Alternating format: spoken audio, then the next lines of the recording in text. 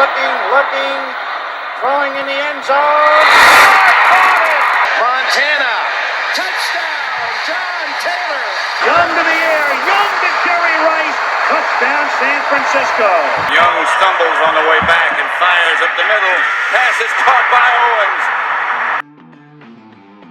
Hello, everyone, and welcome to this episode of the 49ers Plus podcast. I'm your host, Al Moriello, and this is your source for the most objective 49ers analysis plus entertaining sports and pop culture topics. And this week, we're going to discuss Kyle Shanahan's aggressiveness or lack thereof sometimes when it comes to play calling, rookies reporting for training camp this week, Trey Lance trade rumors, which it seems like it's just that, but we're going to discuss what could be potential compensation if Lance is traded this year or next year. Bad Twitter takes. God bless you, Twitter. You are the gift that keeps on giving. I'll do a deep dive into the running back position and then some thoughts on Roger Craig, former 49er running back from the 80s, who is now a senior Hall of Fame semifinalist. In the plus section, we're going to talk about the New York Yankees selling out their jersey for advertisement space, a Disney Plus show coming to ABC, which I think is a smart move. Superman Legacy has additional casting updates and characters that I wanted to share. Disney rebooting an ill-fated sci-fi fantasy movie from the early 2010s. I want to discuss a horrendous Italian ruling about groping and my thoughts on new rules coming down regarding transgender athletes, specifically cycling. But it starts, like always, with the 49ers, so let's get right into it. Let's talk Niners. Okay, like I mentioned, rookies reported for training camp yesterday, Tuesday, July 18th. So we are almost there, guys. We are almost there with actual player news, players that are going to be on the 2023 roster or cut or on the practice squad, but actual happenings at 49er training camp. Very exciting, but temper your enthusiasm because right now it is just strength and conditioning work. The coaching staff will be in later this week. Now, there was a transaction regarding a 49ers rookie that occurred earlier in the week. Rookie cornerback Darrell Luther Jr. was placed on the PUP list, physically unable to perform. They did not disclose what the ailment is, but it does not preclude him from taking part in training camp in the preseason when he is actually healed. This does not knock him out of anything for an extended period of time or into the regular season unless it's an injury that lingers. Now, what this does, though, is it opens the door for other cornerbacks like an Ambry Thomas, who is still on the hot seat, like a Quantrez Knight, who was on the practice squad, a Deshaun Jameson, an undrafted rookie this past year, to make a little bit more noise while Darrell Luther is healing up. And again, it's uncertain how long he'll be out for, but, you know, man down means next man up, and it means giving an opportunity to whoever the players are in front of you, next to you, behind you, to potentially supplant you on the depth chart. Now, just the fact that Luther was a draft pick, 5th round, I believe, he's still going to be given the benefit of the doubt. But if it's a lower body injury, if it's a hamstring, something that might be nagging him for a while, they may be erring on the side of caution to make sure that he heals fully before beginning training camp. That's just speculation, but injuries, injured reserve, PUP lists mean opportunities for others. And don't be surprised, 49er fans, if Brock Purdy ends up on the PUP list sometime this summer, because again, it does not mean that he won't be available for the regular season. There is the possibility that, again, as I keep saying, if there's a hiccup in his recovery, he could be put on the PUP list that extends into the regular season, but it's just essentially an injury designation for players in training camp. And everybody knows that Brock Purdy is injured and recovering. And I'm not 100% sure if it actually frees up another spot on their 90-man training camp roster, which still stands at 89 at the moment. So they still have one opening. So I'm not sure if Purdy makes his way there, if that would free up another spot. But I can tell you what would happen if Purdy does end up on the PUP list. The media and 49er content creators who produce nonsense, who produce nonsense, will be having a field day with this, incorrectly explaining and slanting the view that Brock's not ready and he might not be ready for the regular season and it's going to be Trey's job and blah, blah, blah, whatever, quarterback that they're leaning towards. Let's say it is a Trey Lance homer.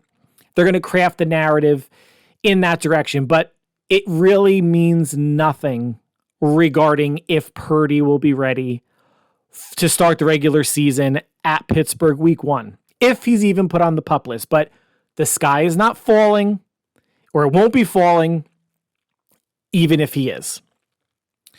Now let's transition to Coach Shanahan, and he was interviewed on the Play Callers podcast along with, Sean McVay, Mike McDaniel, and others. And it's a pretty cool podcast. I would recommend listening to it. And Kyle talked about his aggressiveness or his lack of aggressiveness sometimes. And here's some choice quotes. Per Kyle, quote, "Do you know how many people crush me for never running the ball? And do you know how many people crush me for running the ball more than I should? I think it's hilarious. But it really depends on the situation. It depends on what we think is best at the time." Totally fair. It's a catch-22. It's a damned if you do, damned if you don't. All of us watching games, fans, media, analysts that are on ESPN, and I'm doing air quotes, you can't see it, on NFL Network or ESPN or wherever else. It's, hindsight's always 2020. It's easy to be an armchair coach, an armchair GM than being in the heat of the moment when you have 24 seconds or less to call a play, every play. So I understand what he's saying. And does he get away from what's working sometimes? Yes. And we're going to go over a couple examples. And I'm sure there are more in the past couple of years watching a game where I'm like, why are they getting away from this? Or why are they throwing too much? Or why are they handing to Debo too much? Whatever it may be. But back to Shanahan, quote, "If I'm just trying to be risky or just trying to be conservative, I'm not going to be able to live with that, good or bad. And if it doesn't work, yeah, it's a bottom line business. I was wrong, but I'm still going to go with what I think is right because I'm prepared." I like that answer. You have to stick to your beliefs, stick to your guns when it comes to who you are, what you are doing as a play caller, what maybe you're trying to set up for an upcoming play that maybe fans don't realize you had planted the seeds, a quarter or more back with a certain play or a certain formation. I understand that. But I think, football is not like baseball. Football has a clock, as does the NHL, as does, NBA. The one thing you can never get back in football is time. So I think there are instances when San Francisco being such a good running team that they could lean on running the ball more, drain the clock. If the narrative was true that he didn't trust Jimmy, then there should have been, or as much as he should have, or trust the starting quarterback, there should have been times where he was leaning on the run a little bit more. Go back to 2016 in Atlanta, the Super Bowl, up 28-3. Got away from the pass some in the second half. Certainly got away from the run, Certainly got away from the run after Julio Jones made a ridiculous sideline catch around the New England 30 with about 3 or 4 minutes to go, where 3 handoffs and a field goal would have won the Falcons a Super Bowl. They try to run, wound up getting a holding penalty, pass, another penalty, incomplete pass, and a punt. And then they were up by 8 at the time. New England scored, tied the game, and won it in overtime. Sometimes it's okay to be conservative. When it doesn't work, people are going to say you're playing not to lose. When you win the game, people are going to say, oh, you played it smart, right? Catch 22. Hindsight's always 20/20. I don't know what I would call Shanahan right now. Would you call him aggressive? Would you call him conservative? Is he somewhere in the middle? Couple other instances where the aggressiveness kind of came out. The Super Bowl against the Chiefs, right? I think this is something we can probably all agree on, that they did not run the ball as much as they could have or should have, right? Now that's coming off of an NFC Championship game against the Packers. And if you take away any crappy runs that Jimmy Garoppolo had, they ran the ball 38 times for 286 yards and 4 touchdowns. That's a 7.5 yard per carry average.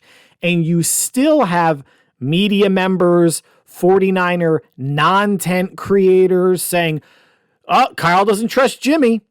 Kyle doesn't trust Jimmy. They only let him throw the ball, 7 times, 9 times that game? How are they winning the Super Bowl? Well, they didn't win the Super Bowl, but that's besides the point. The narrative was, what's Kyle doing? How are they going to... Was there ever a game that season in 2019 where Jimmy threw the ball less than 10 times, less than 15 times, less than 20 times? No. Why did it happen? Because the run was working. And if he had gotten away from the run and the Packers made it interesting, got close, or won the game, he would have been crucified. I said this on an earlier podcast. Damned if you do. Damned if you don't. But in the Super Bowl, you go from running it 38 times in the NFC Championship game, and yes, you were running in a dominant fashion. You only ran it 20 times in the Super Bowl. The Chiefs ran it 29 times. You ran it almost half, or slightly more than half what you did in the previous game against the Packers. And they ran it 20 times for 139 yards and a touchdown. If you take away Jimmy's 2 rushes for 3 yards. 20 rushes by running backs or Debo for 139 yards. That's still almost 7 yards a carry. There should have been at least 10 more runs during the Super Bowl. And the fact that there was no run at all during the last 4 plays when they got the ball near midfield, and it was incompletion, sack, incompletion. There was still a little over 2 minutes in the game. It wasn't 20 seconds to go and you have to throw. You're down 24-20. How about you milk the clock a little bit more? How about you grind out 3-4 yards on a run, then turn to play action? Maybe you find a Kittle or a Debo or an Emmanuel Sanders open. You want to drain the clock at that point and score a touchdown and win. Everyone keeps saying, well, Jimmy missed Emmanuel Sanders, and if he had scored that touchdown, they would have won the Super Bowl. No! The Chiefs would have had over 2 minutes to go. Same narrative about Kaepernick in the 2012 Super Bowl against the Ravens, that if he had hit Crabtree on one of those fades, they would have won the Super Bowl. They would have been up. They wouldn't have won it. Who knows what the Raiders would have done? It's not even revisionist history. It's people being stupid and having no situational awareness. And I think the Super Bowl was a time where I don't know if Shanahan had the situational awareness. They weren't in, I need to keep it a shootout against the Chiefs. It's, I'm down 4. I'm near midfield. I need 55 yards and a touchdown and drain the clock to win the Super Bowl. And he did not dial up plays because of that. And if you want to say the Chiefs were stacking the box and taking the run away and daring the throw, okay, but they still ran the ball for 7 yards a clip. And do you think they were doing that against 3-man fronts, 4-man fronts? No, they were still running into the teeth of the Chiefs defense, daring in the run, and they did it. They just didn't do it enough for when they needed to at the end. And the other aggressive play calling was this past NFC Championship. I guess it's the playoffs where things kind of go a little wonky. I said this last podcast or 2 podcasts ago, Josh Johnson at quarterback coming in for Brock Purdy, fumbling with 1:11 left in the first half at their own 31, down 14-7, is inexcusable. It's inexcusable that Johnson fumbled on a shotgun snap. That's awful. It wasn't like he was blindsided and hit like the way Purdy was. And there's no guarantee that if he was under center, took a snap and kneeled, that he wouldn't have fumbled there either. But I don't understand. You're down to your backup quarterback, who's your fourth quarterback on the road. Why not just get out of Dodge, get out of the first half? They received the ball in the second half. I think they did anyway. Let it be a one-score game. That's abysmal aggressiveness. If you want to be aggressive with Purdy there, sure.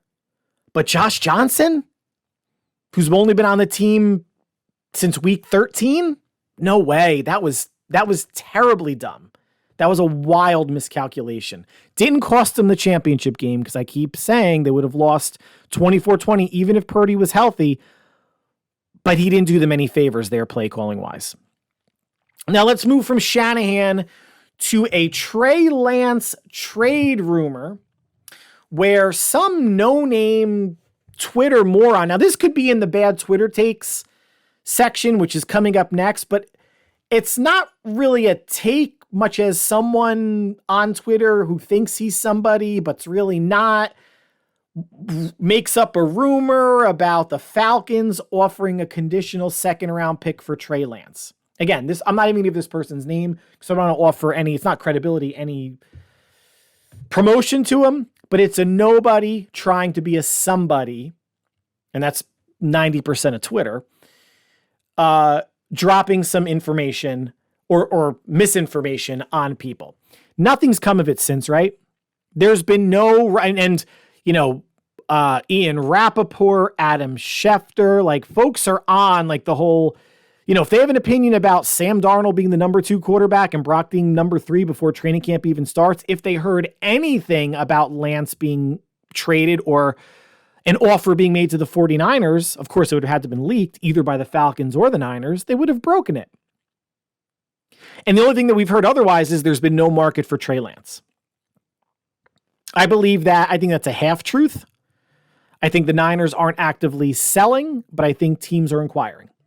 And it just hasn't gotten serious enough where the 49ers would consider it, and nor do I think in any circumstance should the 49ers consider it this season. And then we also have some brainiacs that are saying, well, again, thank you, Twitter. The Niners are pumping up Sam Darnold's value to trade him. Think about the lunacy of this. The 49ers are going to trade a quarterback that they signed the first day of free agency that Kyle Shanahan has professed to like a lot. Stupidity. Niner nonsense creators, and their stupidity. But let's take a look at, you know, some other quarterback trades in the past 10 years to potentially use as a barometer for what they could get for Trey Lance next off season. And a lot of these are Niner related. So Alex Smith in 2013, the year after Kaepernick took them to the Super Bowl, was traded from the 49ers to the Chiefs for a second round pick and a conditional pick in the following draft, which became a second round pick. And the only demarcation there of if it was a second or third, if the Chiefs went 8-8 or better, they would get a second round pick. If they went 7-9 or worse, a third round pick. They went better than 8-8. Niners got 2 seconds for Alex Smith. In 2017, Jimmy G was traded from the Pats to the 49ers for a second round pick. In 2018, Alex Smith once again was now traded from the Chiefs to the then Redskins for cornerback Kendall Fuller and a third round pick. Now more recent, 2021, Sam Darnold, the bane of the Trey fans' existence, was traded from the Jets to Carolina for a 6th round pick and then a 2nd and 4th round pick in the following draft. And the Carolina Panthers, you know, just doubled down on the whole situation by exercising Darnold's 5th-year option and guaranteeing him what it was between $15 and $18 million. So a 6th, a 2nd, and a 4th for Sam Darnold. 2021. Now these are the outliers, which the Niners would not get this much, but let's just talk about them. Matt Stafford was traded from the Lions to the Rams for 2 firsts, a third, and Jared Goff. Deshaun Watson was traded from the Texans to the Browns, because they're the Browns, for 3 first-round picks, a third, and a swap of 4th-round picks, then immediately got that fully guaranteed $230+ million contract. And last but not least, because it's the worst, at least if he doesn't turn it around, Russell Wilson, 2022 offseason, was traded from the Seahawks to Denver for 2 firsts, 2 seconds, a 5th, and 3 players. Seattle also threw in a 4th. Now, out of all of these, what looks the most reasonable? I think the Darnold trade, a 2nd, a 4th, and a 6th, looks the most reasonable. Now, you can, if I'm the one that's bidding on Darnold, I'm going to say, well, he's been injured and he hasn't played that much. And, he's coming up on after this season, which is the 2024 season at that point. We have to make a decision on his 5th-year contract. It's not my problem, but we're only going to give you 1 pick. It doesn't matter what the Niners paid for him, right? It doesn't matter that they traded up a first, that they traded 2 other firsts, that they traded a 3rd. They're not going to get close to that back. They should get more than 1 pick, because if I was Lynch and Shanahan, I would say, all right, yes, he wasn't ready coming out of college. He sat behind one of the most innovative offensive minds in football the past couple years, saw playoff football firsthand, wasn't part of it, but was on a team, understands how to execute an offense at a high level. And he's still cost controlled for his 4th year. Still going to only cost you about $10 million for his 4th year. And you could let it ride. You don't have to sign him to anything long-term. And even if Lance's camp is that particular about, well, I'm only going to go somewhere if they renegotiate and extend me. One, dude, you don't have that clout. I don't care that you were a 3rd overall pick. You haven't done anything. Unless he does a whole lot, this season, and the 49ers still want to trade him next off season. But there are obviously 2 sides of a coin when it comes to negotiating, but it's the most important position in sports. If any team is sniffing around Lance, it's not like they're going to trade for him begrudgingly. They're going to trade for him because they believe in him. And I would even still say, if I was Lynch, but let's think about it this way, Falcons, let's just say the Falcons. If Lance was coming out in the 2024 draft, where would he go? 2nd round? 4th round? No. He'd be a 1st-round quarterback. So to me, that's why they should be asking for a 1st, if not at least a 1st-round pick. I'm not one of those fans that overvalues my team's players. I think everybody does that. Fans of whatever team and whatever sport overvalue and romanticize how good the players are, when in reality, they're always like a notch or 2 below. And they're certainly not viewed most of the time in as high regard, by other GMs around whatever league we're talking about. And even though Trey Lance would be on the last year of his contract, if he was coming out in the 2024 draft, Caleb Williams of USC is the consensus number 1 pick right now, but then that'll change and get dissected 7 ways to Sunday come next January, February, March, because the NFL has to fill media time. If he's been the best quarterback this year, and he's going to be the best quarterback next year, just pencil him in. He's going to be the number 1 pick. Caleb Williams out of USC. But does that mean that Trey Lance would fall out of the 1st round? Absolutely not. Absolutely not. It's the most sought after position in pro sports. Does it mean they'll get a 1st round for him? No. Is a 1st round pick better than a 2nd, 4th, and 6th? Probably, but I've always been a fan of taking more swings at the piñata. But I would honestly, the bidding starts at a 1st in my mind. It starts at a 1st from the talent level, the coaching and grooming he's gotten, how much he's grown since coming out of North Dakota State raw, and the whole, and if he was a draft pick this year, where do you think he'd go? May not seem rational or logical to some folks, but it does to me, and I'm the one with the mic, right? So let's move on from trade talk to bad Twitter takes, even though this is going to be a take singular. And resident Eagles reporter Elliot Shore-Parks, an overall moron and scumbag. How do we know he's a scumbag? Because he's a fan of the Eagles. And most Eagles fans are scumbags. Mentioned the 49ers as the most overrated contenders in recent memory. Here is his Twitter quote. The 49ers have to be the most overrated contender the NFL has had going into a season in a very long time. And he tried to break this down logically, and we're going to diffuse some stuff, and I'm going to agree with him on some stuff as well. But who are the real Super Bowl contenders in the NFC? Certainly the Eagles. Now, the Eagles just have to be aware of that Super Bowl loss hangover. That's a real thing. And that happens more often than not. Does it happen every single year? No.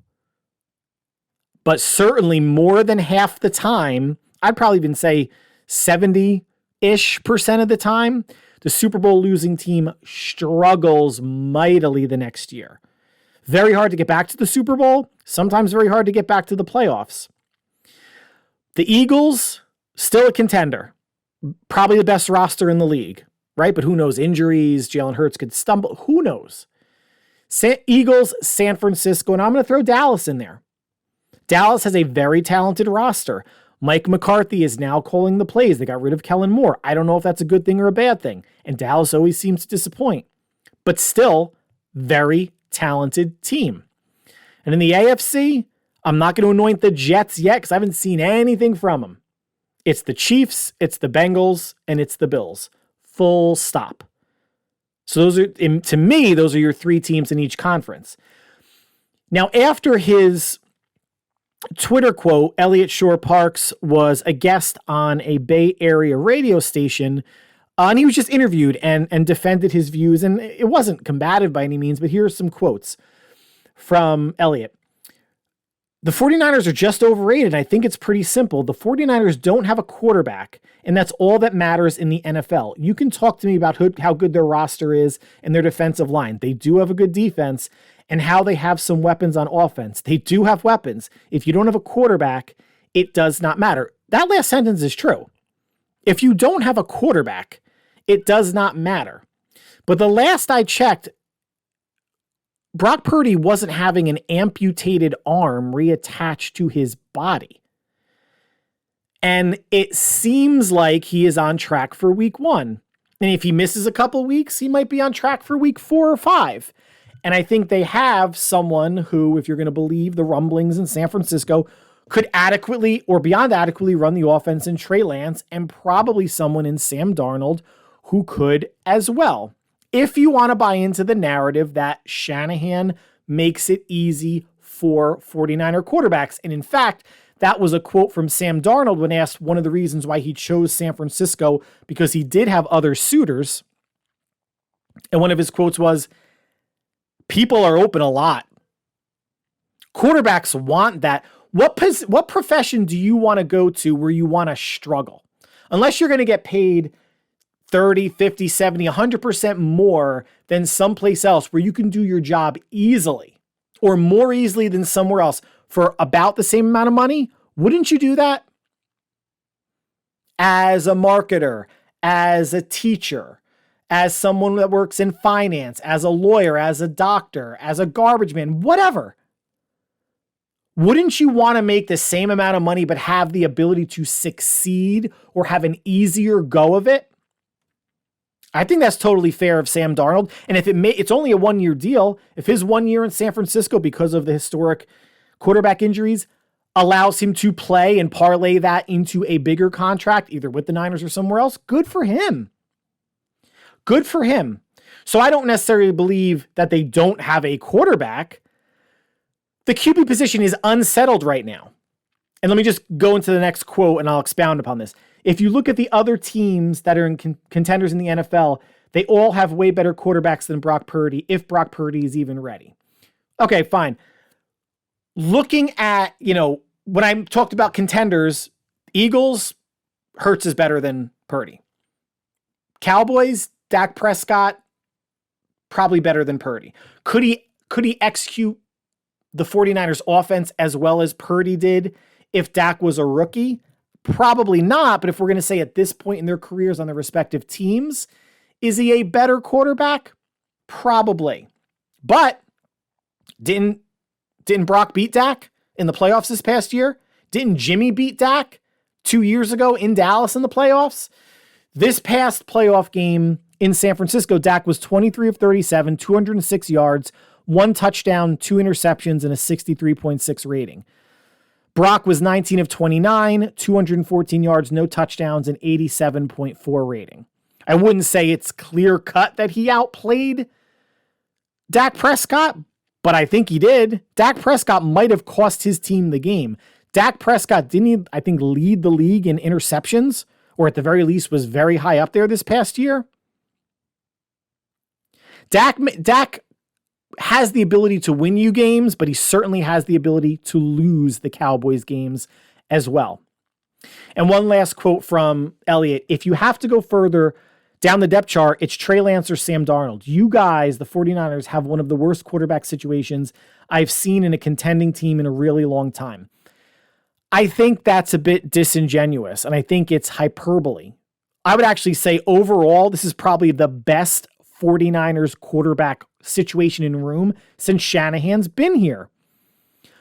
We sort of know what Purdy is, and his elbow is on the mend. Trey Lance, it's year 3 in the system. Sam Darnold has 55 odd starts. Hasn't been spectacular, but he played for the Jets, who are terrible, have been terrible, and just chew up and spit out quarterbacks since Ken O'Brien. And he was on the Panthers where he struggled, but then came on the last 6 games of the season and probably would perform better with a better surrounding cast. This is for all the Lance homers that keep saying, Lance would perform just as well as Brock because of who they have around the quarterback. I guess Brock would, I think Brock Purdy, it's safe to say Purdy would have performed better last year on the Niners than the Colts, right? Would have performed better on the Niners than the Texans, right? Having a better team around you certainly does help, and it should elevate the play of a quarterback who understands the system, has talent to work with, and doesn't try to do too much, which if Lance gets his opportunity, he needs to learn that, and that's something certainly Sam Darnold needs to learn as well, in addition to taking care of the football and not fumbling as much as he has in the past. So I thought it was a bad Twitter take, and people just go on Twitter to say inflammatory stuff, to get clicks, to get, people to engage. It's part of the game. I don't do that. I have a life. I have 2 kids. I have a family. I have a job. I have other things that I enjoy doing, and I enjoy how I position this podcast of being objective, of being, I would never say the voice of reason, but a voice of reason. Do I get excitable during Niner games? Are there highs and lows? Am I cheering? Yes. Yelling, cursing, maybe sometimes throwing a pillow? Yeah. This is the only team I follow, ride or die. But the point of the podcast is to just break things down without emotion, without hyperbole, without sensationalism. And it's hard for a lot of people to do, especially if you're in the media, if you're an actual journalist, which Elliott Shore-Parks is, or other 49er creators, and we'll call them non-tent creators or nonsense creators, because I've seen what's out there. Have I seen every single one? Of course not. Of course not. There's some good ones out there, but there's some that nonsensical, agenda, biases. I have none of that. Now, let's dive into the running back analysis. Each week going over a different position. This week is the running backs. Next week, we're going to conclude with the quarterbacks. And I'm probably going to be saying a lot of the stuff that I've been saying in previous podcasts. But on the roster, Christian McCaffrey, lead back, no doubt, played 11 games with the 49ers this past season. 746 rushes and 6 touchdowns, 52 receptions, 464 yards, and 4 touchdowns. So combined 1,200 yards from scrimmage and 10 touchdowns just with the Niners. If you add his Carolina stats, almost 1,900 yards of total offense. Obviously unlocked the offense quite a bit since his arrival. Eli Mitchell behind him could not stay healthy last season, only played in 5 games, 279 rushing yards and 2 touchdowns. 2021, his rookie year, he played in 11 games, so still missed 5. Little bit of the injury bug there, but did rush in 11 games, 963 rushing yards and 5 touchdowns. So that was about 90 yards a game. There is some discussion on, could Eli Mitchell get cut? Is Jordan Mason or one of the undrafted rookie free agents? No. An undrafted rookie free agent is camp fodder. It's someone that's going to get carries in the preseason to keep McCaffrey and Mitchell fresh. And maybe Jordan Mason to a certain extent. But an undrafted free agent is not taking Eli Mitchell's job. For conversation's sake, if he was released, Mitchell would count $92,000 on the 49ers cap, which is nothing, and they would save $894,000 unless he is banged up or has a bad attitude or something. I mean, I think he's going to be on the roster. If he's injured, he's going to go on long-term IR, short-term IR. He will be on the roster. Behind Mitchell, Jordan Mason played all 16 games last year, didn't contribute running in all those games, but was active because of special teams. But he did have 43 carries for 258 yards and a touchdown. That's 6 yards per carry. I think Mason will be on the roster. He is probably the hardest runner on the roster. He's shown some burst. He's shown some grit. And he's working with Anthony Lynn, the running backs coach, as all running backs are, to catch the ball, so they don't have to change their offense too much when McCaffrey is not on the field. If Mason is released, which I don't think he would be, he would count $6,700 on the cap, and San Francisco would save $867,000. Ty Davis Price, last year's 3rd round pick, was active for only 6 games, ran the ball 34 times for 99 yards, a 2.9 yard average. Price is supposed to be the grinder. Price is supposed to be the one that's a one cut and go runner. Doesn't have great long speed, but can run, but he's a bigger back and should be able to grind out more yards than what he's doing at a 2.9 yards per carry clip. If an undrafted free agent is going to take someone's job, it would be Ty Davis Price. If he's released, the Niners would be on the hook for $671,000 against the cap, but they would save $490,000. I don't think he's going anywhere. I think he's going to remain on the team. Remember, last year, the 49ers did release Trey Sermon, a 3rd round pick from 2021, so it's not unheard of to release another 3rd round running back. I just don't think it's going to happen. And the 2 undrafted rookie running backs, Kalen Laborn out of Marshall, last season ran for 1,513 yards, 16 touchdowns, 5 yard per carry average. If he is released, he would count 40,000 against the cap, but save 713,000. And Ronald Awatt from UTEP, if released, 7,000 against the cap, 744,000 in savings. And last season ran for 734 yards and 2 touchdowns, a 4.5 yard average. The 49ers are going to keep 4 running backs on their active roster. It's probably going to be the top 4, McCaffrey, Mitchell, Mason, and Price. What could change this really is injury. I just don't, unless injury or if Price absolutely stinks in the preseason and training camp and Laborn or Awatt is phenomenal, then maybe they try to trade Price for a 6th or 7th round pick to a team that's, looking for like a backup or running back. Maybe then. But I do think the best chance is for both undrafted rookie running backs to be on the practice squad. We will go into my 53-man predictions in 2 or 3 weeks once training camp is fully underway beginning of August. Last but not least, Roger Craig, former 49er running back, is once again a senior semifinalist for the Hall of Fame.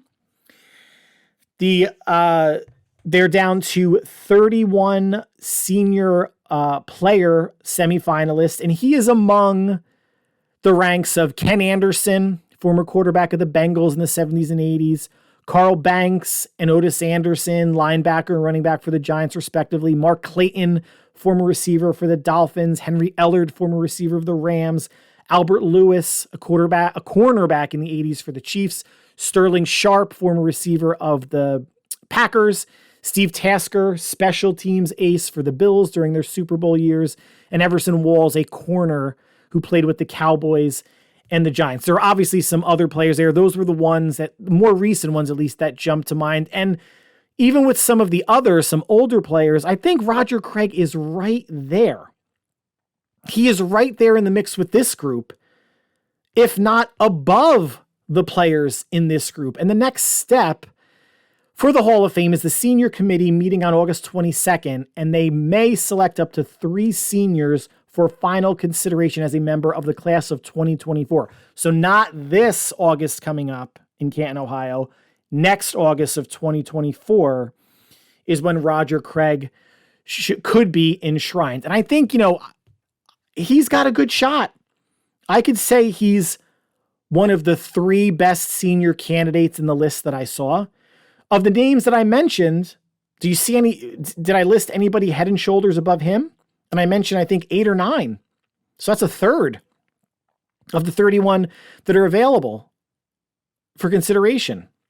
Now, for his career, Craig played 11 years, finished up with the Raiders and the Vikings, ran for 8,189 yards, 56 touchdowns, and a 4.1 average yard per carry, had 566 receptions, 4,911 yards, and 17 touchdowns. Over 11 seasons, he averaged 55 receptions a year.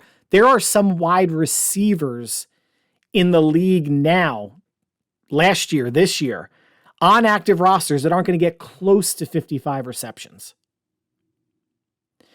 Craig went over 1,000 yards in 1985, 88, and 89. And in 1985, he went 1,000 rushing, 1,000 receiving, the first running back ever to do that. He led the league in rushing in 1988, 1,502 rushing yards plus 534 receiving yards. So another season of over 2,000 all-purpose yards. He has 3 Super Bowl rings. And in Super Bowl games, he's had 52 rushes for 198 yards and 2 touchdowns, a little under 4 yards a carry, and 20 receptions for 212 yards and 2 touchdowns. So almost 7 receptions per Super Bowl. Receivers don't do that in big games. And I'm going to say something. You're probably not a Cowboy fan. You're probably a 49er fan listening to this. And I'm not going to belittle this player because I liked him growing up. Even when he was giving the 49ers fits in the early 90s, I liked him. I drew a big poster of him when I was in middle school for art class. Troy Aikman. If Troy Aikman is in the Hall of Fame, then Roger Craig should be as well. Now, Troy Aikman is a quarterback for the Dallas Cowboys, highly visible, sexy position, glamour position for America's team.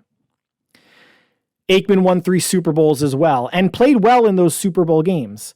But for his career, Troy Aikman's record is 94 wins and 71 losses, just under 33,000 passing yards, 165 touchdowns to 141 interceptions, a 61.5 QB rating, and he only threw 20 or more touchdowns once in his career. If the adage of being a Hall of Fame player is, did he ever win a league MVP? No. Was he ever one of the 3 best players at his position? No.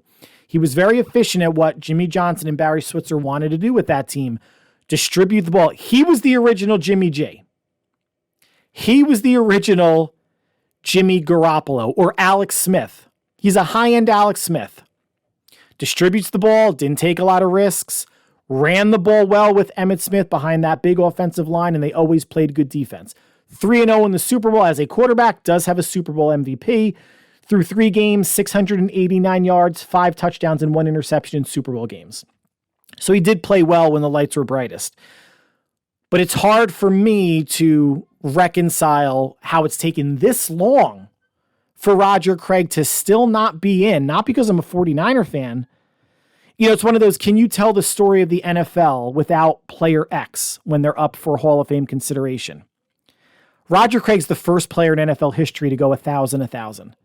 You really can't tell the story of the NFL without... Now, you're not going to mention that record up front, but it's something that's going to be brought up. Who else has done it? LaDainian Tomlinson, Marshall Faulk, and Christian McCaffrey. Actually, Tomlinson might not have. It might have been just those 3. I'm just doing this by memory. But he was the first at a time, 1985.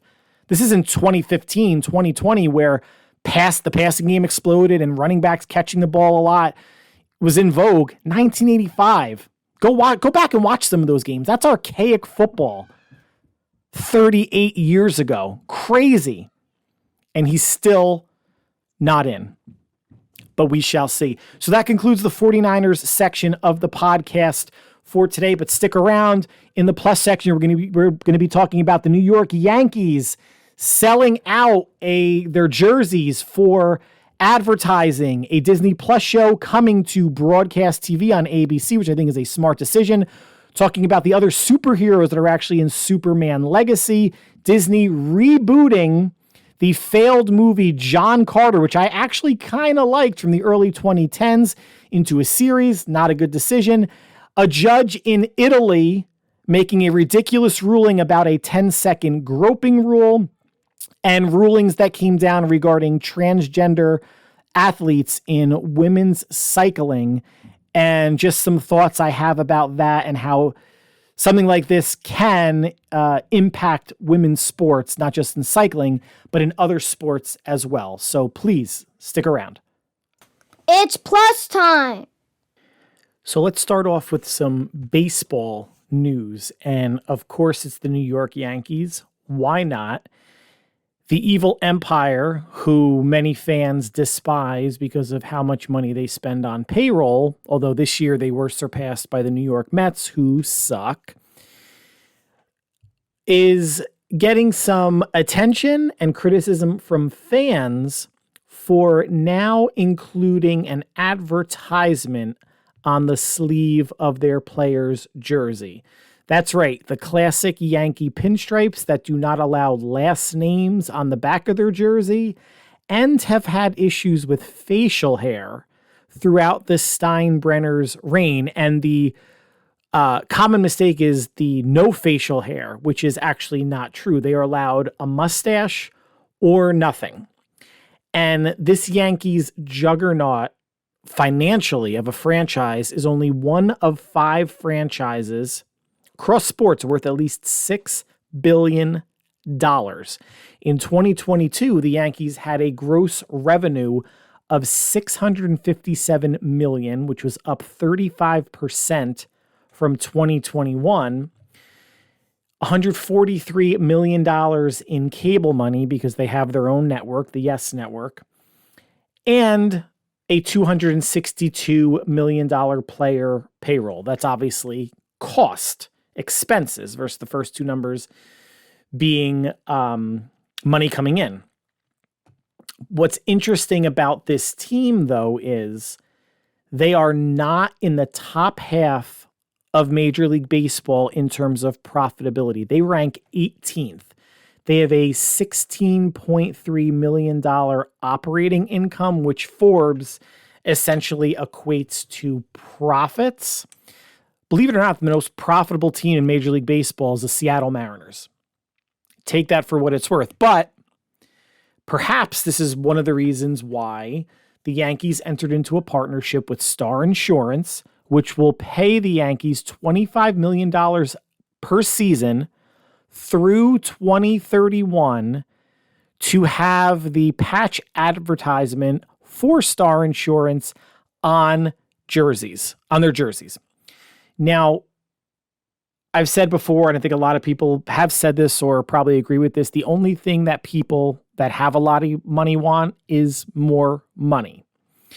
And I find it hard to believe that the Yankees only made $16 million in profit last year. That just seems, especially with revenue. I mean, revenue sharing is a reason why someone like the Mariners tops out in terms of profitability, because they're not spending a ton on their team and they're getting money in from, of course, merchandise and TV, and they're not spending a lot on payroll. So the math works in their favor. I'm not sure. I don't want to say I don't believe the math here in that $16.3 million operating income, but that's what I saw from a couple sources, including Forbes. And this is a way to get, I guess, their operating income over $40 million at least next year if things all stay the same. So I'm not going to say good for the Yankees. It feels a bit awkward given how clean the pinstripes have been. But when it comes to the mighty dollar, they might turn into an absolute billboard before it's all said and done. So let's transition from one evil empire to another, from the Yankees to Disney. It was announced that one of their Disney Plus streaming exclusive shows would be coming to broadcast television, ABC, and that show is Ms. Marvel.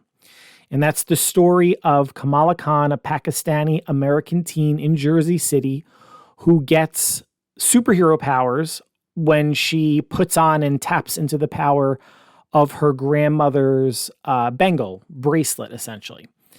This was a 6-episode series that ran on Disney Plus last summer of 2022. Rotten Tomatoes scores of 98% from critics, 80% from the audience, because there's always going to be those miserable review bombers. I watched it. I enjoyed it. I recognized it for what it was. It's a teen show. It follows teens in high school, and one teen specifically, Kamala Khan, who gets powers. Now, these 6 episodes will be broken up into 2 3-episode chunks. The first airing on Saturday, August 5th from 8 to 11 p.m. Eastern. The next 3 on Saturday, August 12th, again from 8 to 11 p.m. Eastern. Now, this is going to get more eyes on the show. It's going to bring in more revenue for Disney, given broadcast TV, ABC's their channel that Disney owns, advertising money from commercials filtering into the Disney coffers. And it coincides in a way, although a bit early, with the new The Marvels movie starring Ms. Marvel, Captain Marvel, and another female superhero character. I should know the name. I do not. I apologize. Which is coming out November 10th. It's interesting that they're doing this now. I guess they feel like summer is dead time. I think we all know for programming, well, now that they're streaming, summer isn't a dead time, but at least on broadcast TV, broadcast cable, that's generally a dead time for shows. So they have 2 Saturdays in August where there'll be 3 hours worth of Ms. Marvel each. But the fact that they're doing it now and not a bit closer to November 10th is interesting to me. Now, could other Disney Plus shows follow? Not only Marvel, but Star Wars shows? Could a Mandalorian? Could an Andor, an Obi-Wan Kenobi? Marvel has Loki, Captain America and the Winter Soldier, WandaVision, among others. I mean, I don't know how far back in time they want to go to bring a Marvel or Star Wars show to ABC.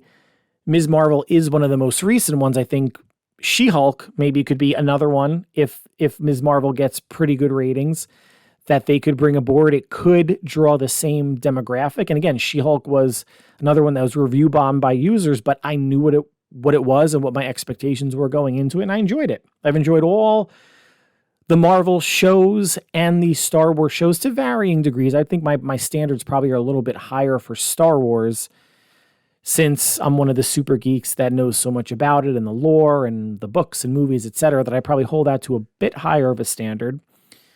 But an interesting pivot for Disney and their Disney Plus shows, at least the first airing on ABC in August.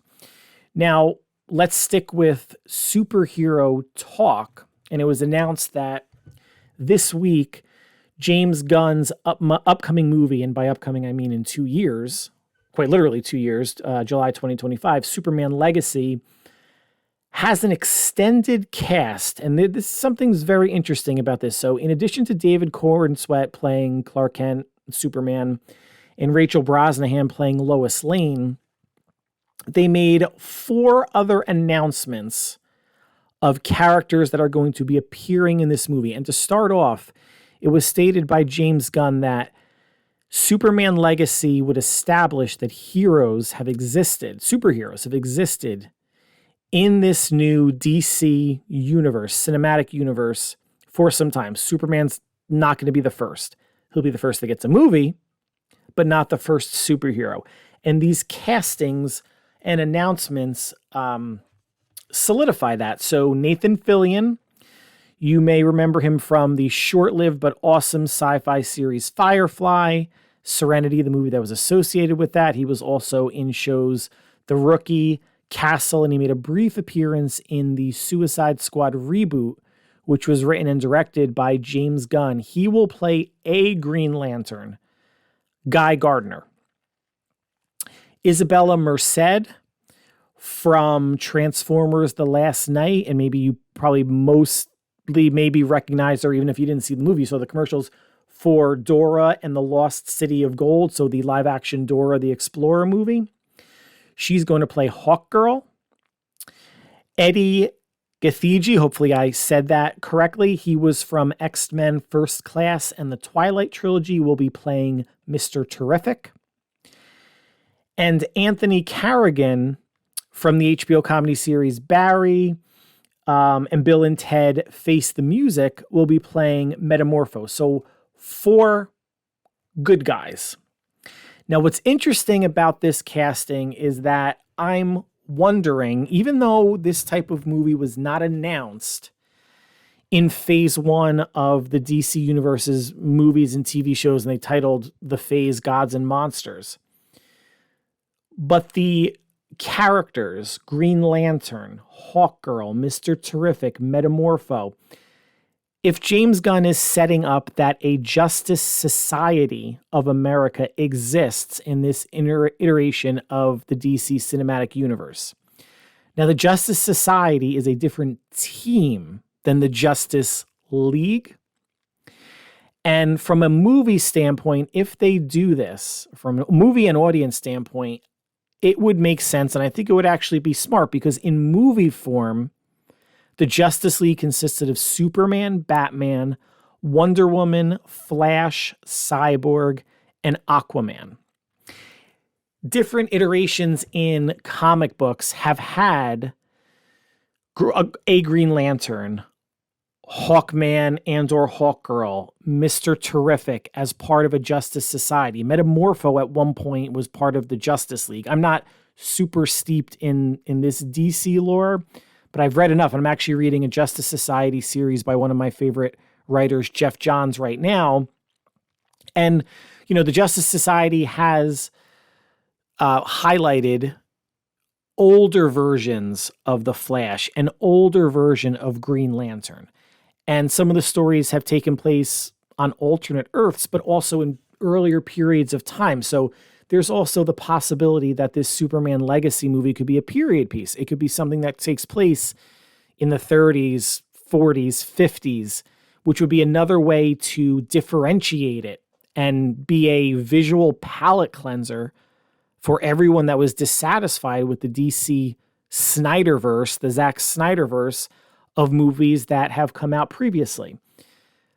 Not necessarily a prediction, maybe I'll call it an observation, but could be something fun that James Gunn is building towards. And you know what? This, to me, felt like the right call. Otherwise, you're going to be waiting, 2 years for a Superman movie that just has Superman and a bad guy.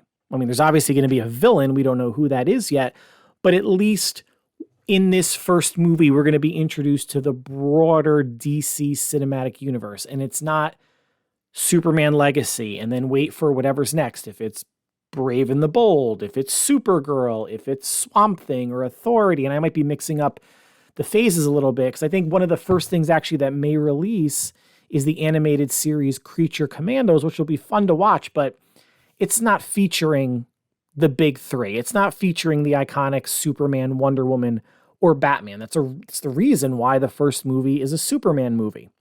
But to bring in a Green Lantern, Hawkgirl, Mr. Terrific, Metamorpho. Now those three are probably, lesser characters to the general audience. It's right off the bat building towards something bigger. I'm not saying a Justice Society movie, but a bigger ensemble of characters versus when you think of, Man of Steel, right? The first Superman movie that Henry Cavill was in, it was just him versus Zod and other evil Kryptonians, right? And then it was Batman and Superman and Wonder Woman versus Doomsday. So they slowly started building stuff, but this I think is the right way to go. And I think James Gunn will give this universe a more uplifting tone than the Snyderverse. Again, I view this as like with coaches in different sports. If a player coach gets fired, a disciplinarian gets hired and vice versa. We had a gritty, for the most part, other than Wonder Woman and Shazam, a gritty Snyderverse of DC movies. If you liked it or not, that's your own opinion. But I think the tenor is going to be much lighter under James Gunn. And that could even is a reason why I wonder, are we going back in time here? Is this going to be a 40s or 50s World War I-ish type of, World War II actually, type of timeline? We'll see. Now, sticking with movies and movie flops, we talked about some, DC Snyderverse movies that didn't do too good. Back to Disney and a flop, not a recent flop, although they've had them. Indiana Jones, Elemental. We'll see what Haunted Mansion does in a couple weeks. I don't see that doing very well. But there was a movie in 2012 called John Carter. I don't know if you guys remember this, and this is based on the book A Princess of Mars by Edgar Rice Burroughs from 1912.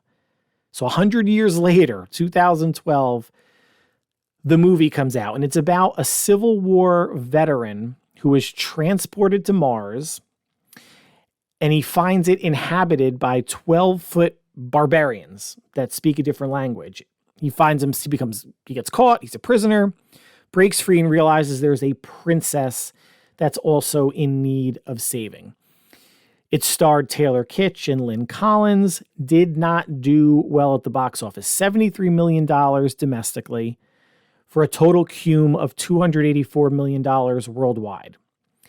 This movie had a budget of $250 million in 2012. Today, that would have been a $332 million budget and would have gotten people fired in Hollywood if they only made $284 worldwide on that. Now, I'm not going to lie. I kind of like this movie. It's almost like a guilty pleasure movie. It hasn't been on regular TV in a while. It is on Disney Plus, or I would imagine it's on Disney Plus.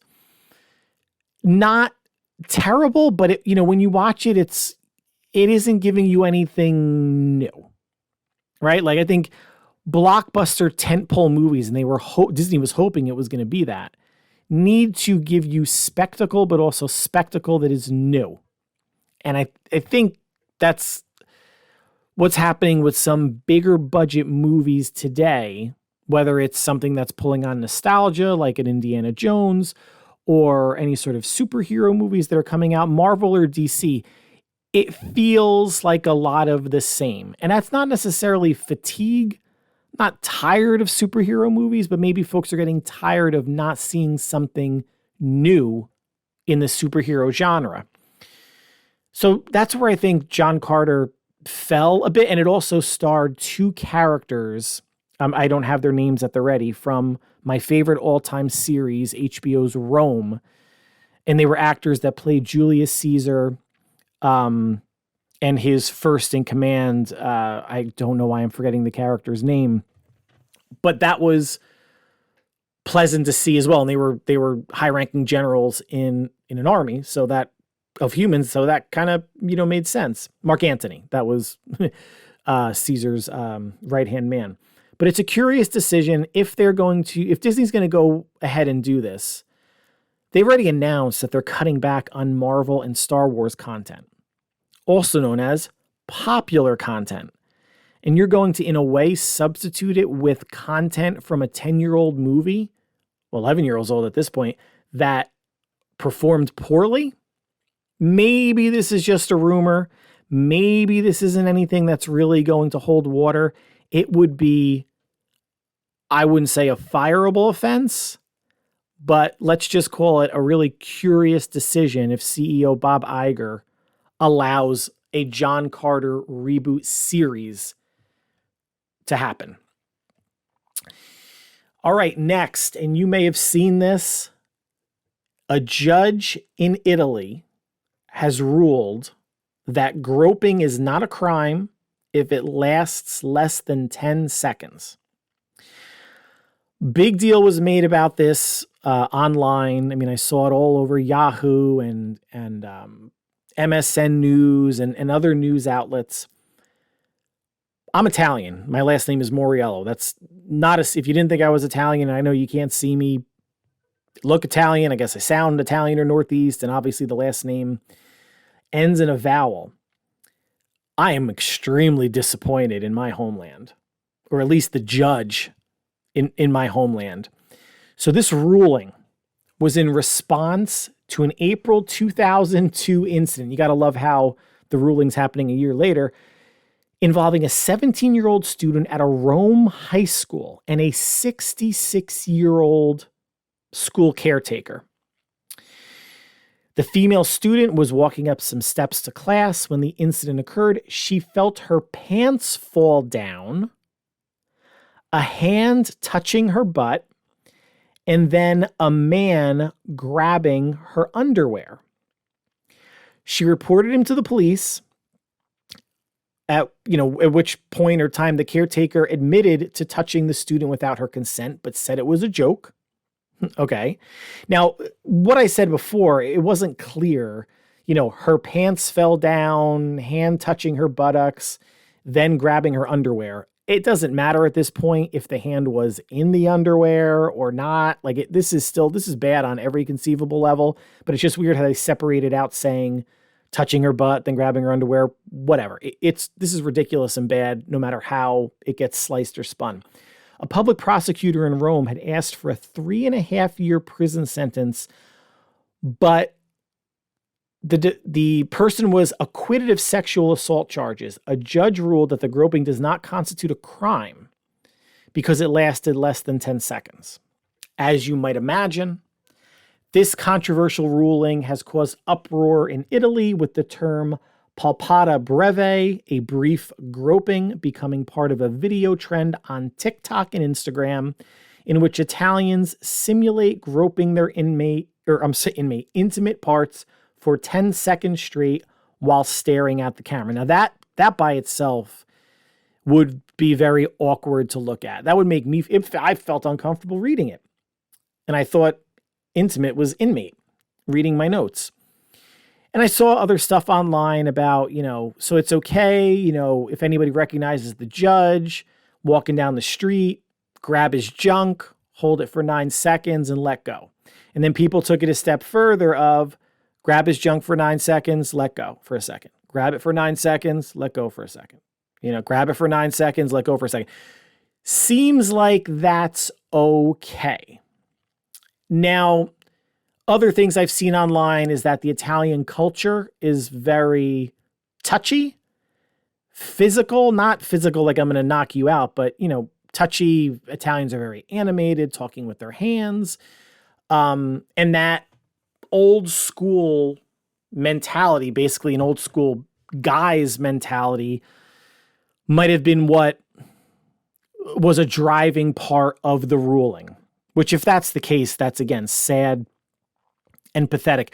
They are asking for an appeal, of course.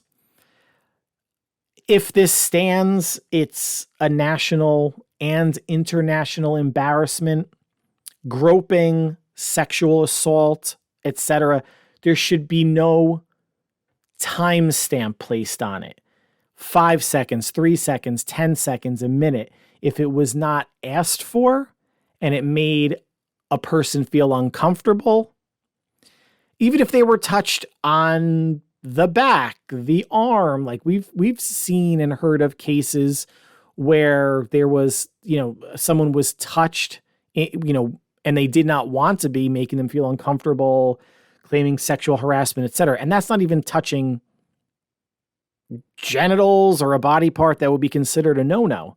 This person went straight for the ass and let's not gloss over the felt her pants fall down, right? At that point, hand on the pants, pants down, hand on the underwear, hand on the bare butt flesh. I mean, it gets worse the deeper into the clothing you go, but how is that not a warning sign for someone? She got depantsed in school. A minor, 17 years old. Now, actually, Europeans are a bit more loosey-goosey when it comes to age of consent and stuff like that. So I don't know if 17 is actually considered a minor in Italy, but she was depantsed. Can you imagine if just a grammar school boy depantsed one of his male friends in the middle of school? There'd be at least detention. There'd be some repercussions. Now imagine if he did that to a girl. Equivalent age kids. Doesn't make it any better, but how much worse is it, or should it be, when it's a 66-year-old doing it to a 17-year-old? Unbelievable. Can't make this stuff up. Friggin' Italians. They ruin everything for the rest of us, including other Italians. Now, moving on, and this is the second week in a row where I want to conclude with a bit of a serious subject. Not that the sexual groping was not serious. It was, but it had an air of absurdity to it also. Absurd that Italians are dropping the ball, or at least in this instance, dropping pants as quickly as they are. But I saw something online about a new ruling for transgender cyclists that I thought would be interesting to share, and I'm going to share my perspective on this as well. And I know this is, for a lot of people, a hot button topic. Shouldn't be, right? We should be able to have an intelligent conversation, an intelligent discourse, or a sharing of one's opinion, which I'm going to give to people, to a podcast, to an audience, granted not a very large one, but to an audience, just to get a conversation going, right? And my opinion may be different than yours. And that's okay. That's okay. But this has come up now multiple times, whether it's swimming or cycling, other sports, and I'm drawing a blank and I apologize, where this has happened, and it's caused, I don't want to say an uproar, but it's caused a stir. Some folks maybe aren't sure how they feel about it. They're afraid of how they feel. They're afraid of voicing their opinion on it because people, liberals, super liberals, and I'm liberal with some things and conservative with others and middle of the road with yet others, are of the mindset that if you do not agree with us uber liberals, you're wrong. We're going to shame you. It's discrimination. It's this, that, and the other thing. No. It's just called having a different opinion. Not everything has to result in cancel culture. Here was the ruling. As of Monday, this past Monday, the 17th of July, Competitive Cycling's international governing body, the Union Cycliste, I'm pronouncing that right, International, has banned transgender women who went through puberty as males from competing in the women's category at all sanctioned events. This reverses a previous UCI statute that allowed trans women to compete if they reduced their testosterone levels for a set amount of time, which I believe was 2 years, but please don't quote me on that. Now, here is a quote from the Union Cycliste International. The UCI Management Committee has taken note of the state of scientific knowledge, which does not confirm that at least 2 years of gender-affirming hormone therapy with a target plasma testosterone concentration of 2.5 nanomoles per liter is sufficient to completely eliminate the benefits of testosterone during puberty in men. The committee added that there is considerable inter-individual variability to hormone therapy taken by transgender athletes, and that the variability makes it even more difficult to draw precise conclusions about the effects of such treatment. Now, so yes, 2 years of gender-affirming hormone therapy. A previous, if you want to call it a ruling or statement that they made, was in, I think, 2020, where the plasma testosterone concentrations had to be at 5.0. Then they lowered it to 2.5. Now they're saying that that is not sufficient to eliminate the benefits of testosterone during puberty. Another quote, given the current state of scientific knowledge, it is also impossible to rule out the possibility that biochemical factors such as the shape and arrangement of the bones in their limbs may constitute a lasting advantage for female transgender athletes. I'm just going to keep going, then I'm going to give my thoughts because there's 2 more thoughts from the article that I wanted to share. In a July 5th meeting of this year, so 2 weeks ago, the UCI said it considered the interests of transgender athletes in being able to take part in sporting competitions against those of athletes in the female category, which is considered a protected class. In this context, the UCI Management Committee concluded, considering the remaining scientific uncertainties, that it was necessary to take this measure to protect the female class and ensure equal opportunities. Lastly, before I get into some thoughts, the UCI stated that these rules could potentially change in the future depending on how scientific knowledge evolves, and that the men's category would be renamed men/open, and that those athletes who do not meet the conditions for participation in women's events will be admitted to the men's open category without restriction. Okay. That was a lot. Some things that jumped out to me that I thought was interesting. Not being able to rule out bone changes, muscle changes, and if that's going to have a lasting advantage. This is very new, guys, right? Like, this transgender discussion in terms of athletics is new.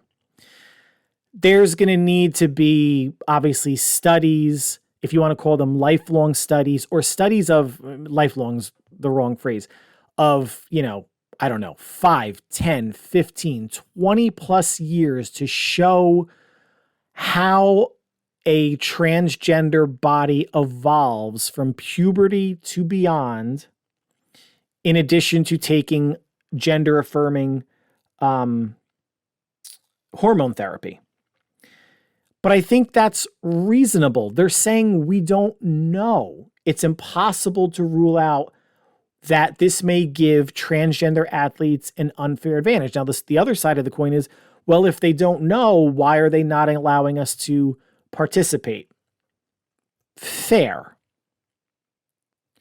But I would say growing up as a male, I'm not saying me, but for those people, growing up as a male, 10, 15, 20, 25 or more years, going through puberty, getting your body infused with testosterone, building muscle, doesn't it, I'm going to couch this, right? Kind of makes sense that it can't be reversed, and you can't undo 18, 20 or more years of biology with 2 years of hormone therapy.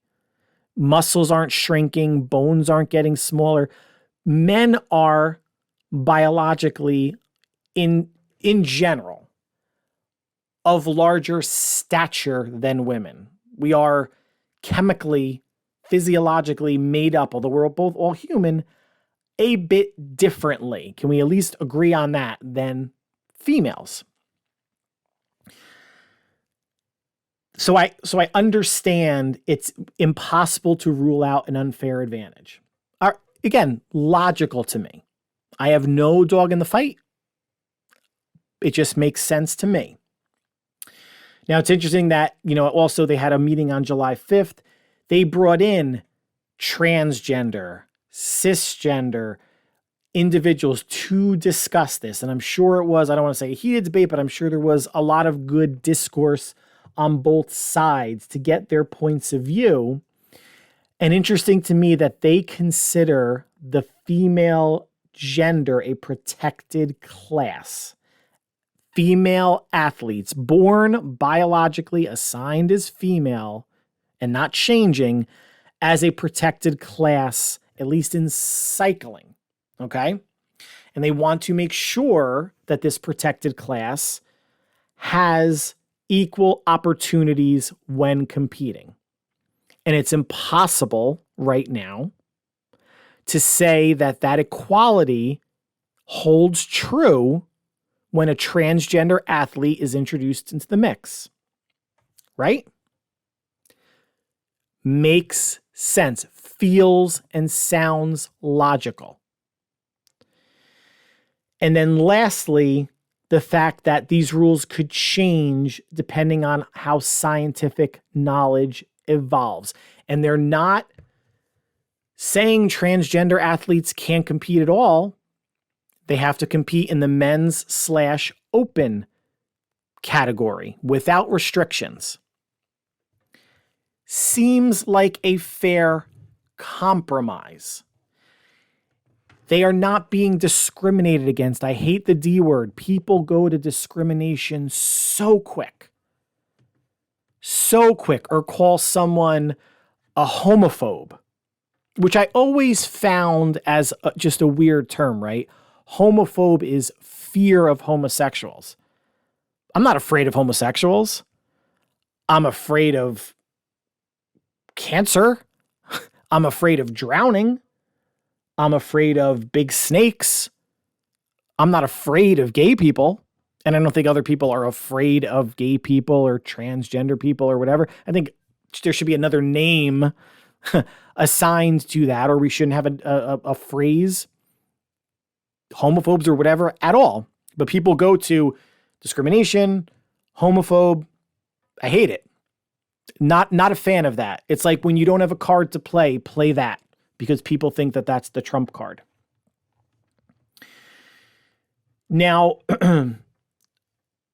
let's start with the emotional, right? And then I'm going to give you rational, or at least you may not think it's rational, but I'm going to give you facts, okay? Because the new America is believe your own facts, right? Not all facts are created equal. How would you feel if your daughter, your sister, your girlfriend, your wife, your mom, whatever, lost a sporting event or a spot on a team to a transgender athlete? You might feel that it's not fair, hurt, mad, disappointed, not fear. Again, it's not a phobe. It's not a phobia, not fear. There'd be probably some feelings of anger and fairness being compromised, right? The integrity of the sport, some people may say, was compromised because a transgender athlete was allowed to participate and win. And I think it's okay to feel that way. If I was in that situation, I would feel that way. And you can't tell me I'm wrong, because it's an emotion. It's a feeling. Right?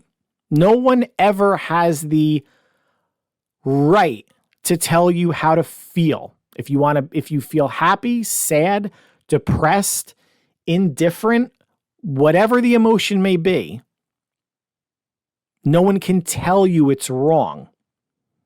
But that's where things get dangerous, because a lot of these discussions happen with emotion. It happens, especially online, social media, Twitter. It turns into, it's not a shouting match because it's obviously typing, a war of words, hurtful words, swearing, slander, putting down. People don't necessarily go right to the rational and factual. And when people do, sometimes folks on the other end don't want to hear it. Everybody has sometimes their own ingrained set of beliefs, and they misconstrue a belief with a fact. A lot of people believe in God. There's no factual evidence that God exists. Now, let me turn to the rational part of this. And if I'm not sure what side of the fence you're on, or if you don't care, that's probably the best, that's probably the best stance to have, right? Just to, ignorance is bliss. I've said earlier, a few minutes ago, that men are biologically different than women. They are. Not for better, not for worse, just biologically, physically, and chemically different.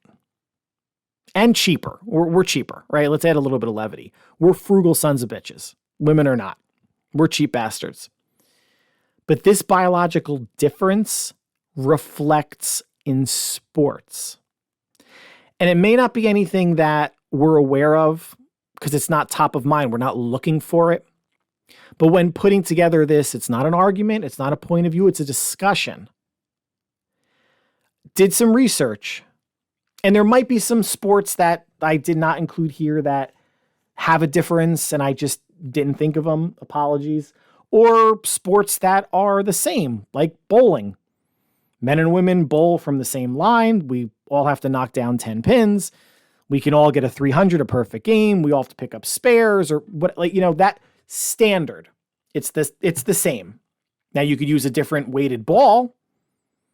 Men, women, kids, whatever. But in terms of what you're asked to do on that field of play or that alley, right, is the same. The distance to the line, can't go over the line. The distance from the line to the pins is the same for men and women.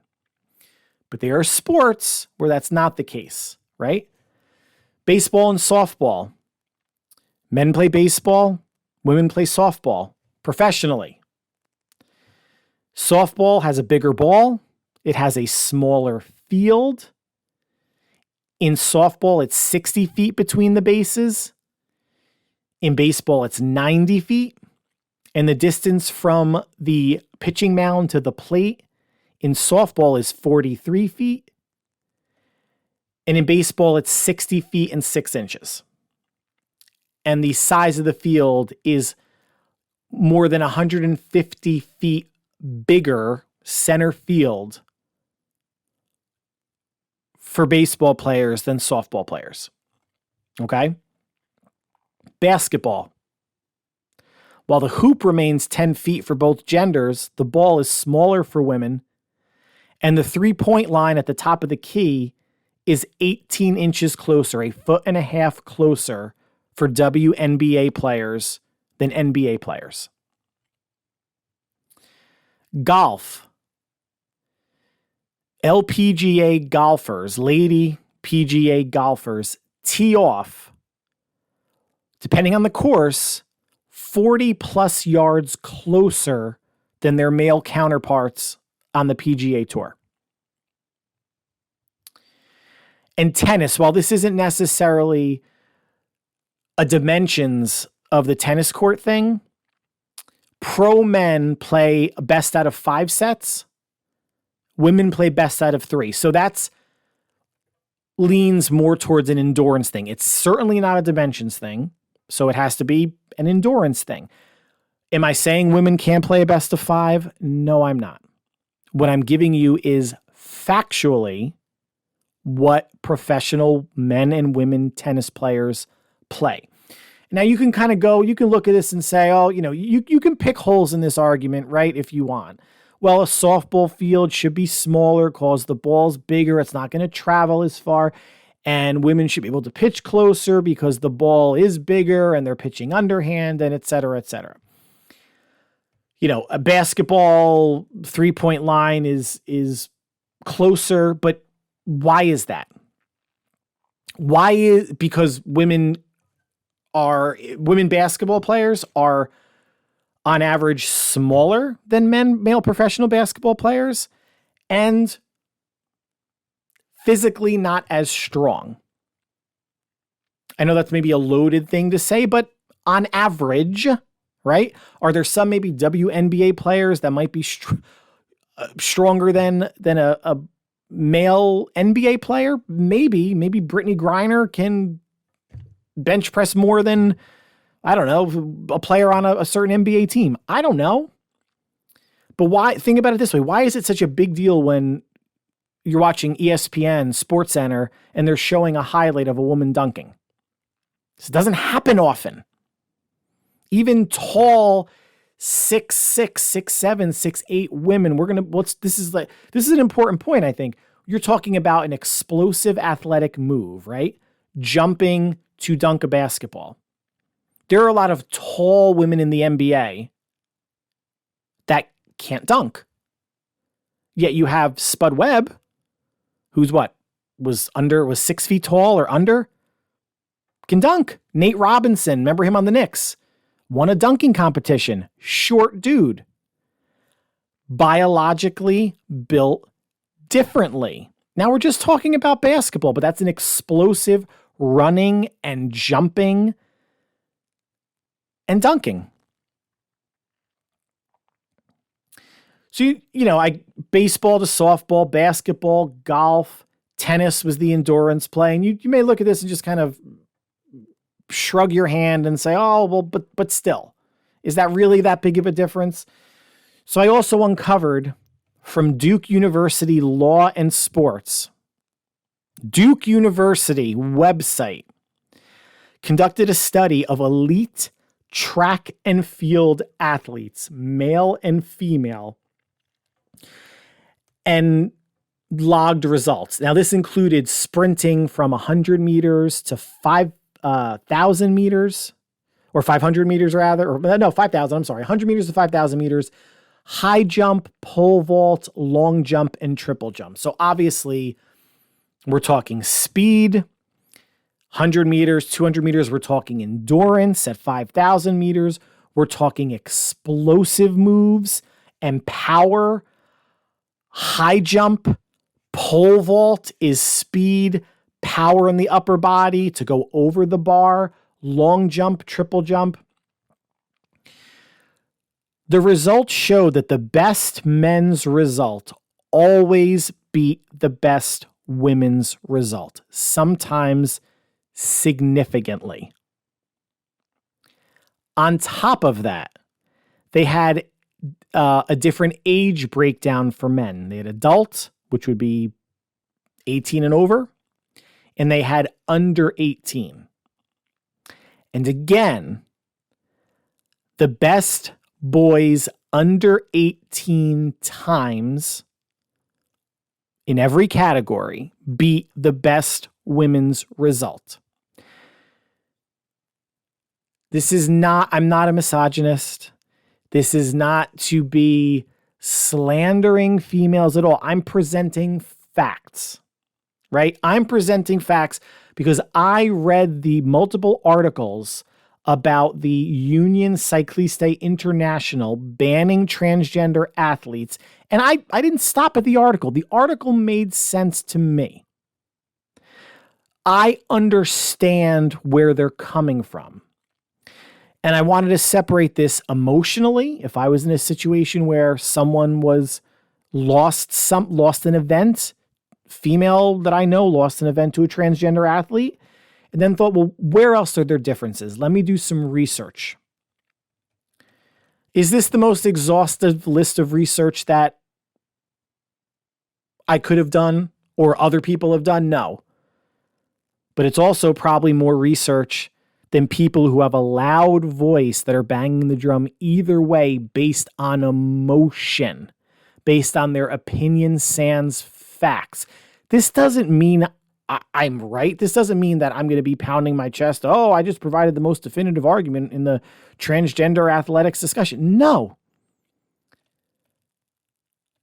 I saw an interesting article and I wanted to dig deeper into some of the differences, some, not all, some of the differences between men's sports and women's sports, and provided some results courtesy of Duke University when it comes to track and field. This discussion is not going away, nor should it. This is an important discussion, and lines of dialogue should remain open. And if new things come to light, scientifically, things should always be reevaluated. Where I get uncomfortable is when a transgender athlete is going to play the discriminatory or unfair card. A couple things, and I'm just going to be blunt. One, life's not fair, right? We've all experienced something. Getting passed over for a promotion, getting robbed. I'm just thinking things off the top of my head here. Disappointing things, regardless of how, on the scale of 1 to 100, how disappointing or serious it is in the grand scheme of things, we've all had experiences where life is not fair. And two, from a liberal's standpoint, I don't think folks of a differing opinion need to be quiet, watch their words, as long as we're having a respectful and adult discourse, and kowtow to a vocal minority group of whatever, right? Whether it a certain gender, transgender, religion, gun ownership, sports teams, I'm just making stuff up, right? Just because you're loud doesn't mean you're right. And just because you're loud doesn't mean other people can't have a part of be a part of the conversation and have a respectful discourse about this. You know who's loud? Italians. And they're the ones that said it's okay to grope as long as it doesn't last for 10 seconds or more. So that concludes our podcast for today. I want to thank you for listening. Recording this obviously on a Wednesday, so I hope you all have a happy, healthy, and safe rest of the week and weekend. Veterans will be returning to 49ers camp or be arriving at camp next week. So we are getting close, guys, for the 49ers section of the podcast. We are getting close to actual happenings, new happenings with 49er players. Very, very excited for that. But again, like I said, until then, be happy, be safe, and be healthy. And we will talk soon. Take care.